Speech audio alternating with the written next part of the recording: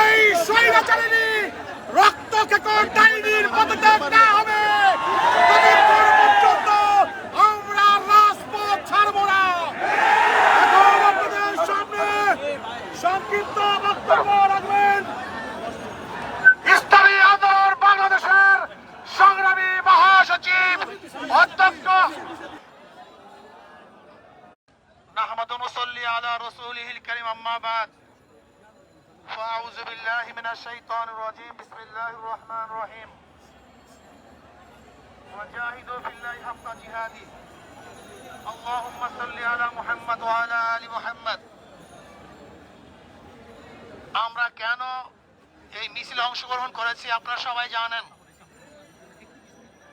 আজকে বাংলাদেশের হাজারো মানুষ রক্ত দিয়েছে। বাংলাদেশের মানুষ শান্তিতে বসবাস করতে পারছে না, ঘরে থাকতে পারছে না, ঘরের থেকে নির্বিচারে তাদেরকে অ্যারেস্ট করা হচ্ছে। আজকে ছোট বাচ্চারা তাদের খেলার মধ্যে নিরাপদ নয়, খেলা অবস্থায় তাদের বুকের মধ্যে গুলিবদ্ধ হচ্ছে। আজকে আমাদের হাজারো শিশুরা ছাদে উঠে দেখার জন্য তাদের উপরে শেখ হাসিনার গুলিবিদ্ধ হয়েছে। আজকে আমাদের শিশুরা পালাতে গিয়ে এই খুনি হাসিনার পেটুয়া বাহিনীর মাধ্যমে, খুনি বাহিনীর মাধ্যমে হত্যা শিকার হয়েছে।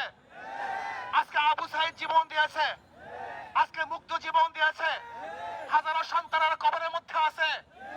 এমনকি আজকে বাংলাদেশের অবস্থা কি চলছে, বাবা তার লাশের পরিচয় দেয় না ভয়ে, ভাই তার লাশের পরিচয় দেয় না।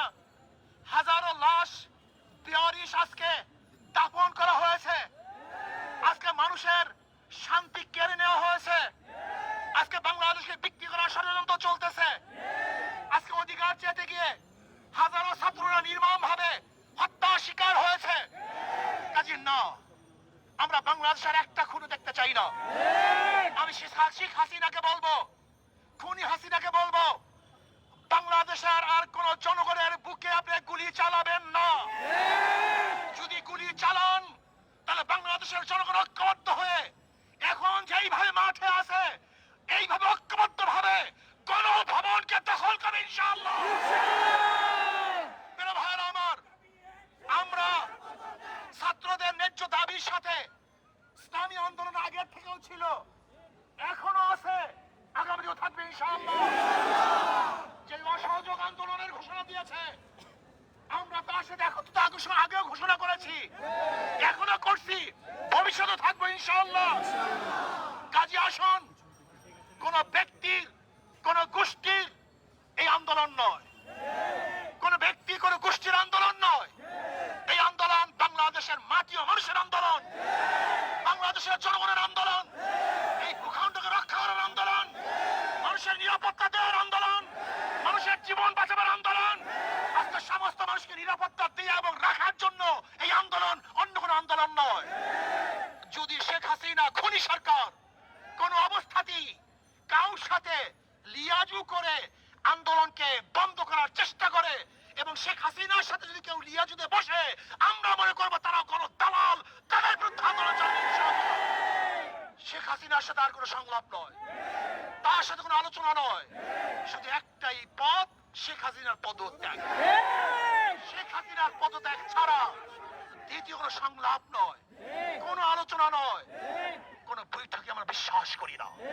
শুধু বৈঠক একটাই হবে, আমরা শুধু জানবো যে শেখ হাসিনা অমুক দিন গদি ছাড়ছে, এই শোনার অপেক্ষা আছি। যতক্ষণ পর্যন্ত এই সংবাদ আমাদের কানে না আসবে ততদিন পর্যন্ত আন্দোলন চলতে থাকবে ইনশাআল্লাহ।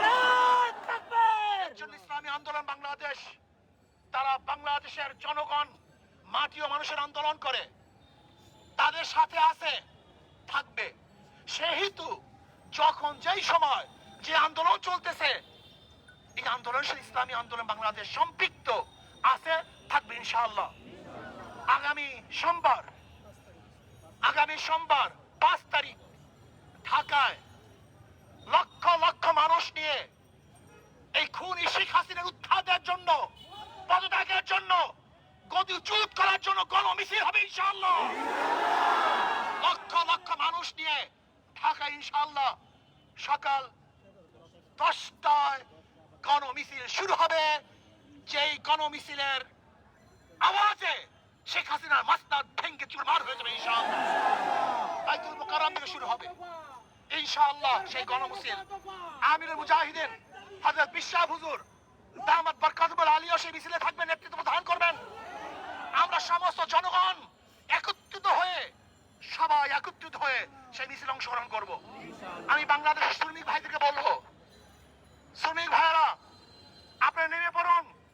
ছাত্র ভাইয়েরা, তোলাবারা, ওলামারা, যে যেখানে আছেন সবাই আপনারা নেমে পড়ুন।